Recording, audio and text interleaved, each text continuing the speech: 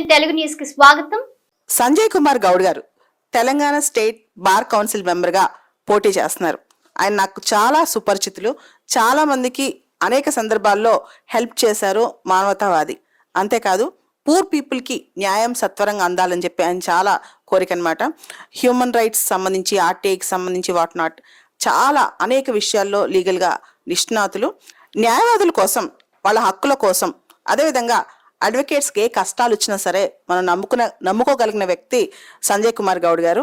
ఆయన అందరికి అందుబాటులో ఉండే వ్యక్తి అనమాట. కేవలం ఒక అడ్వకేట్ మాత్రమే కాదు, ఆయన మానవతావాది కాబట్టి అందరిని ఎలా చూసుకున్నారో ఇప్పుడు న్యాయవాదులకు కూడా ఆయన అవసరం ఉంటుంది.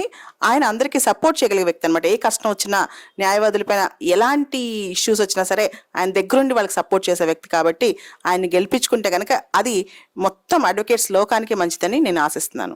దానికి సంబంధించి ఇప్పుడు బార్ కౌన్సిల్ అందరూ తెలంగాణ రాష్ట్రంలో ఉన్న అడ్వకేట్స్ అందరికి కూడా ఆయన సపోర్ట్ అనేది చాలా ఇంపార్టెంట్. మీ అందరూ కూడా ఆయనకి సపోర్ట్ చేయాలని కోరుకుంటూ, దాంతో పాటు సంజయ్ కుమార్ గౌడ్ గారు 25 సంవత్సరాల ఎక్స్పీరియన్స్, ముఖ్యంగా డెట్స్ రికవరీ ట్రిబ్యునల్లో కూడా ఆయనకి అనుభవం ఉంది. బాగా ప్రెసిడెంట్గా చేశారు, సెక్రటరీగా చేశారు అక్కడ బార్ అసోసియేషన్కి.